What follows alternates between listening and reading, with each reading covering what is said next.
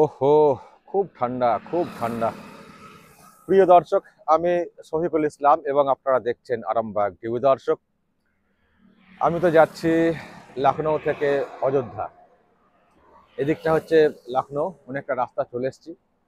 আর এই রাস্তা ধরে যাচ্ছি অযোধ্যা। এখনো অনেকটা রাস্তা বাকি রয়েছে। তো মাঝপথে একটু দাঁড়িয়েছি আর কি। প্রচন্ড ঠান্ডা, মানে আমাদের ওখানের থেকে প্রচন্ড ঠান্ডা। সেজন্য এখন গাড়ি দাঁড় করিয়ে একটু চাটা খেলাম আর কি। এখনো সময় লাগবে, অনেকটা সময় লাগবে, এবং রাতেই পৌঁছাতে হবে। জানি না মন্দিরে যেতে পারবো কিনা। এদিকে তো আবার লাইট টাইট সব অফ হয়ে গেল দেখছি। তবে দর্শক, এখানে এই যে রাস্তা দিয়ে আমি যাচ্ছি, দেখছি যে রাস্তার ধারে মাঝে মানে সব ব্যানার ব্যানার রয়েছে, এবং সেখানে রামলালার ছবি এবং তার সঙ্গে পলিটিক্যাল লোকজনদেরও সব ছবি দেখছিলাম আছে।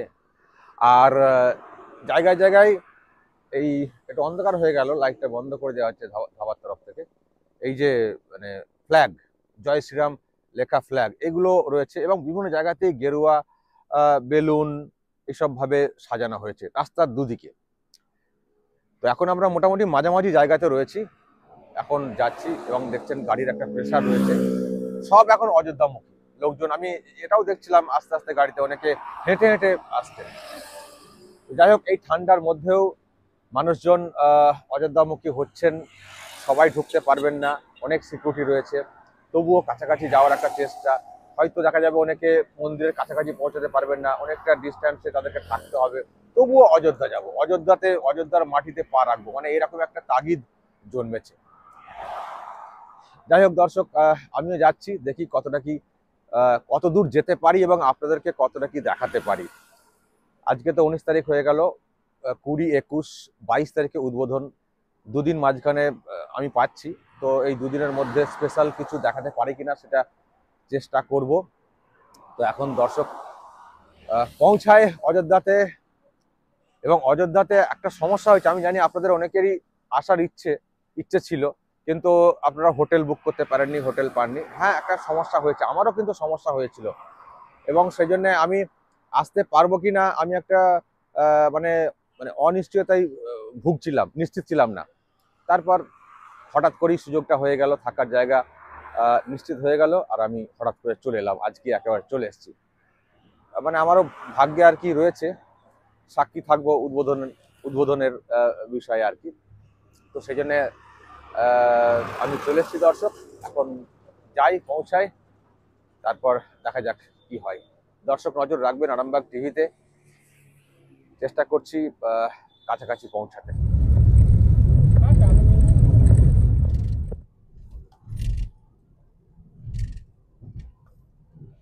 দর্শক, অযোধ্যাতে ঢুকে পড়েছি, এবং দেখছি যে বেশ সাজানো হয়েছে। আপনারা দেখছেন একেবারে আলোতে মুড়ে ফেলা হয়েছে। এটা রাতের ছবি, এবং প্রচুর ব্যানার পোস্টার রয়েছে। সেগুলো এখন রাতে ততটা দেখা যাচ্ছে না। অযোধ্যা সামনে দেখুন বড় করে লেখা।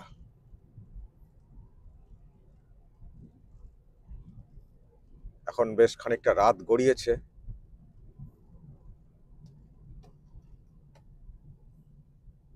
এবং রামায়ণের নানান সব কাহিনীকে মাথায় রেখে সব পোস্টারিং আমরা দেখছি। প্রচুর হয়েছে, প্রচুর পোস্টারিং হয়েছে, এবং টাইট সিকিউরিটি। অলরেডি ট্রাকের চলাচল বন্ধ করে দেওয়া হয়েছে রাস্তা দিয়ে।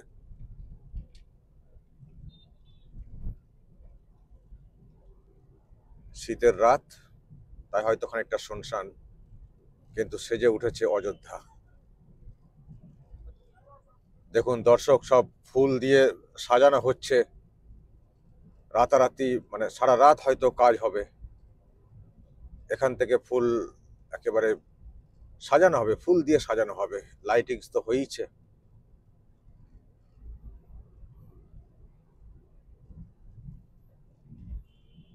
দারুণ দারুণ।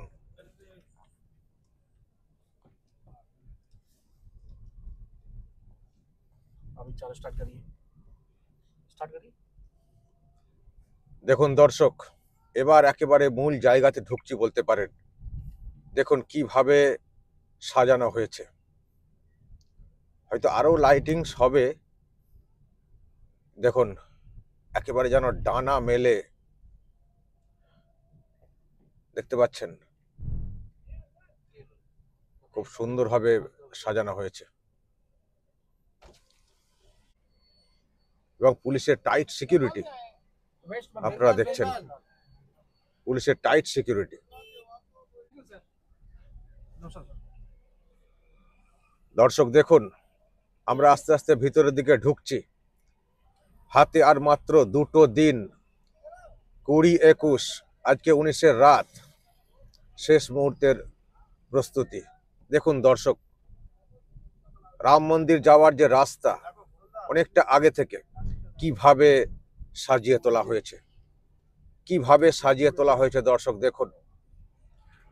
আরো আরো সাজানো হবে, সেটা বলার কিন্তু কোনো অপেক্ষা রাখে না।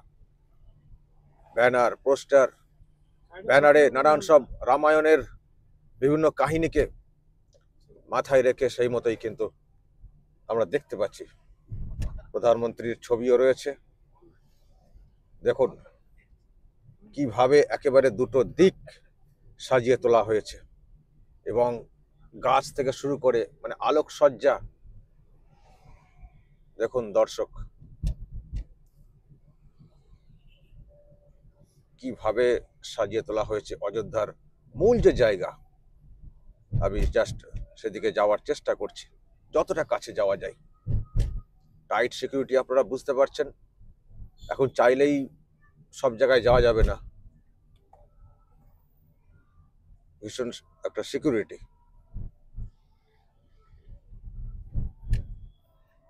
এবং ডান দিকে রয়েছে অযোধ্যা ধাম স্টেশন, অযোধ্যা ধাম স্টেশন,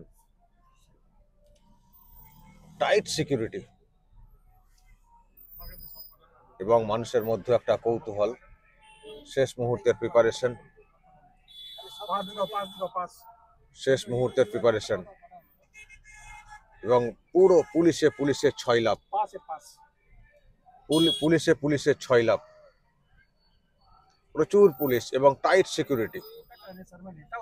দর্শক হনুমান মন্দিরের সামনে চলে এসেছি। হনুমান মন্দির, হনুমান গাড়ি, দেখি কতটা কাছাকাছি যাওয়া যায় সেই চেষ্টা চলছে দর্শক। পুরো অযোধ্যা শহর রাত গড়িয়েছে, কিন্তু তা সত্ত্বেও এখনো কিন্তু অনেকটাই সব ভিড় জমাটি এবং প্রচুর সব মানে পতাকা ঝুলছে, বিক্রি হচ্ছে, প্রচুর মানুষের সমাগম। কাট আউট দেখতে পাচ্ছি, একেবারে সাজো সাজো রব বলা যায়, চতুর্দিক দিয়ে সেজে উঠেছে অযোধ্যা শহর।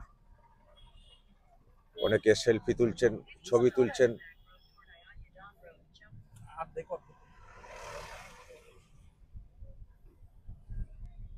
অযোধ্যা শহরে আমরা এই মুহূর্তে জয় শ্রীরাম পতাকা বিক্রি হচ্ছে। এখানে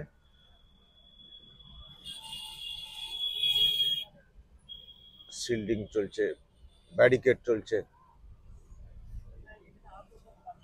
একেবারে যুদ্ধকালীন প্রস্তুতি বলা যায় শহর জুড়ে।